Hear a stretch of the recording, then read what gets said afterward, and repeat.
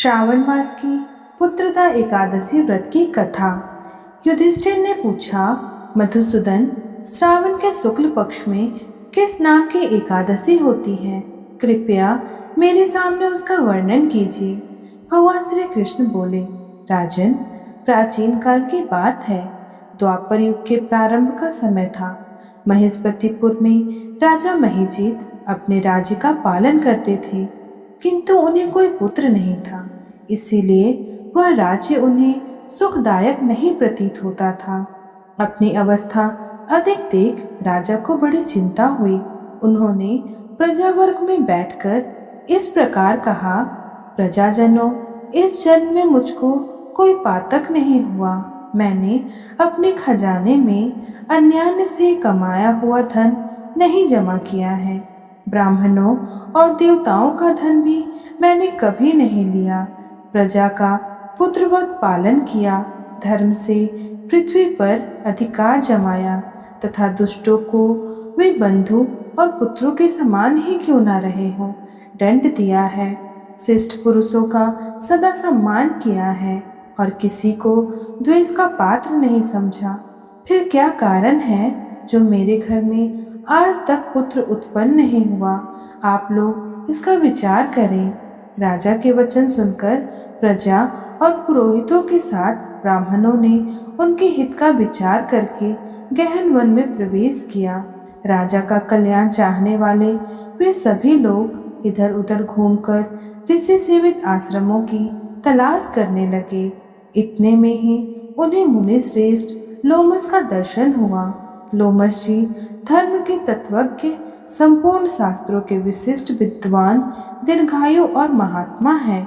उनका शरीर लोम से भरा हुआ है। वे ब्रह्मा जी के समान तेजस्वी हैं।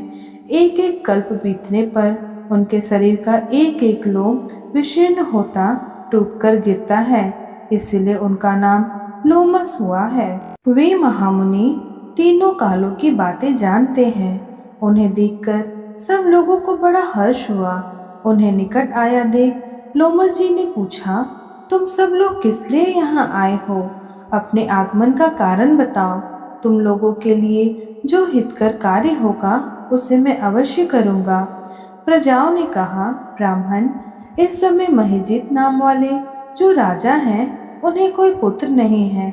हम लोग उन्हीं की प्रजा हैं, जिनका उन्होंने पुत्र की भांति पालन किया है।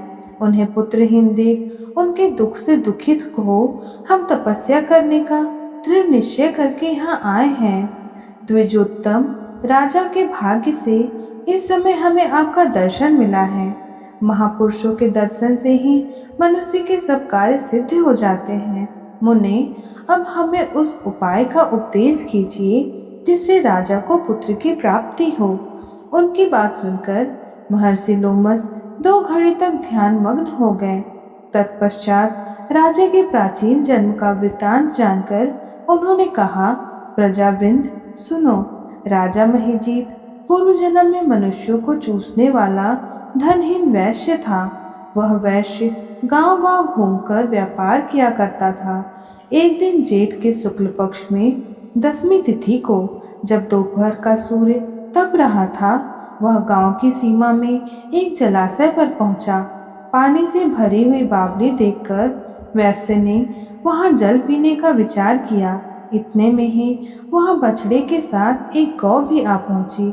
वह प्यास से व्याकुल और तप से पीड़ित थी, अतः बावली में जाकर जल पीने लगी। वैश्य ने पानी पीती हुई गाय को हाँक कर दूर हटा दिया और स्वयं पानी पिया।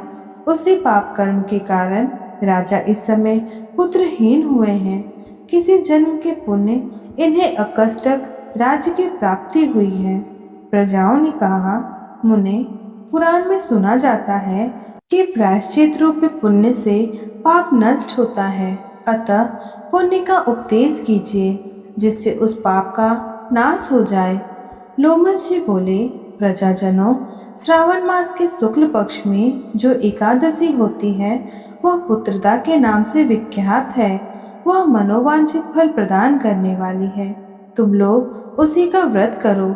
यह सुनकर प्रजाओं ने मुनि को नमस्कार किया और नगर में आकर विधि पूर्वक पुत्रदा एकादशी के व्रत का अनुष्ठान किया। उन्होंने विधि पूर्वक जागरण भी किया और उसका निर्मल पुण्य राजा को दे दिया। तत्पश्चात रानी ने गर्भ धारण किया और प्रसव का समय आने पर बलवान पुत्र को जन्म दिया। इसका महात्म्य सुनकर मनुष्य पाप से मुक्त हो जाता है तथा यह लोक में सुख पाकर परलोक में स्वर्गीय गति को प्राप्त होता है। ओम नमो भगवते वासुदेवाय।